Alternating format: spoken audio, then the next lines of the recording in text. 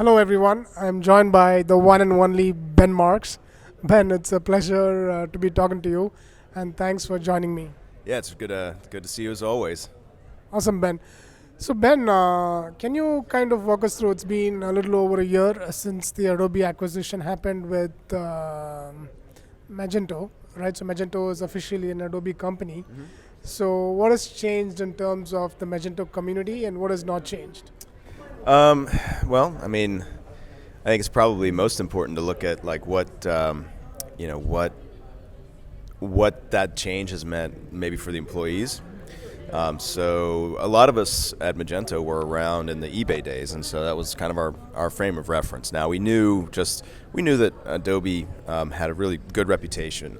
So all of the job sites and Adobe's winning awards for being such a good corporate citizen and a great place to work. So there was some optimism there. I mean, right when the acquisition was announced. Some of the Adobe employees started coming around, and I realized that these employees had been there for 10, 15 years, and they'd come in through an acquisition themselves. So that says a lot when people will stick around. And as an employer like Adobe has been, it's great to have those enterprise kind of resources. Expense reports are a little more involved than they used to be, but. Where I think we were concerned for the product, for the ecosystem, was we were wondering what was going to happen, how quickly was Adobe going to kind of take over? Because an acquisition like that is, they paid a premium for us, and on the one hand, Adobe really wants to establish themselves in the Adobe Commerce brand itself. But they need Magento, and so Adobe's approach was really kind of the best of what we could have hoped for. They basically were hands off.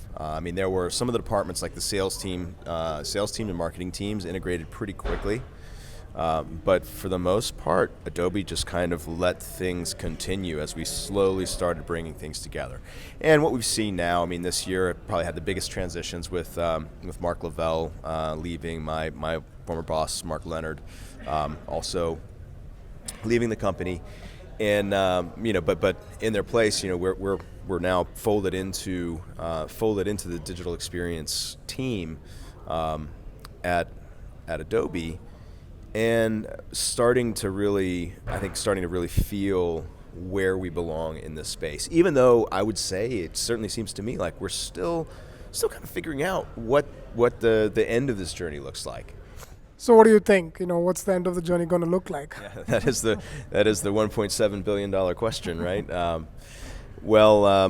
For me, I have some thoughts. I don't have any direct insight. Someone very well may have this all planned, this whole roadmap designed, and I haven't seen it. But I think that over time you will see Adobe talking more and more about Adobe Commerce. And I think that Adobe Commerce story is a very enterprise-focused story. The mid-market strategy, though, mid-market is where Magento is really in its element. So I don't think you're going to see that ignored at all. In fact, I think you'll see it engaged because Adobe brings a lot of adjacent technology. As well as including things like Sensei, so like our AI, our data science team doing really engaging in the field of AI, machine learning, et cetera. Like there's a lot of interesting stuff that happens at Adobe, and I think all of this adjacency is going to help us. Is really going to help us, do what Magento has always done, which is to really define the market. Like Magento tends to be a leader, sort of pushing things along, showing the other platforms exactly what they should be doing. So I think you're going to see that. Now that begs the question, what's going to happen with the Magento brand?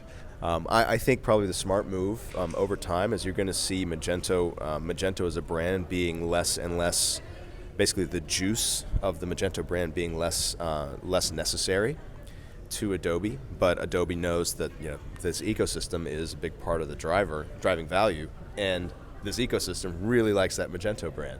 So I think you're going to see Adobe's support of Magento continue, but I think the character and surface area of that engagement is going to evolve over the next few years as well.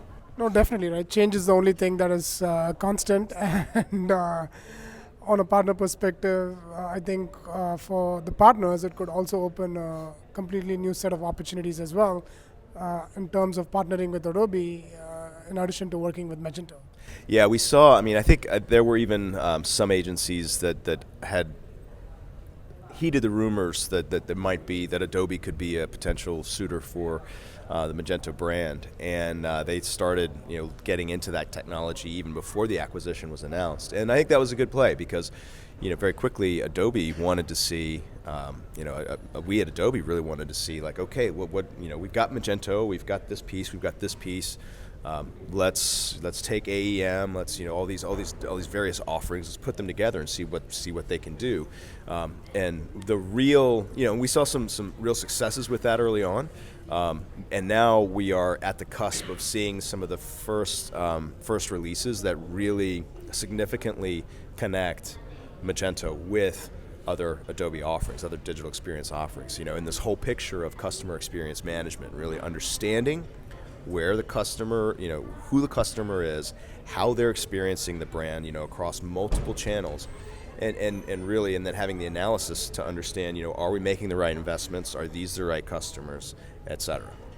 Awesome, Ben. And it's always a pleasure talking to you, and thank you so much for joining us, and thanks for everything you do.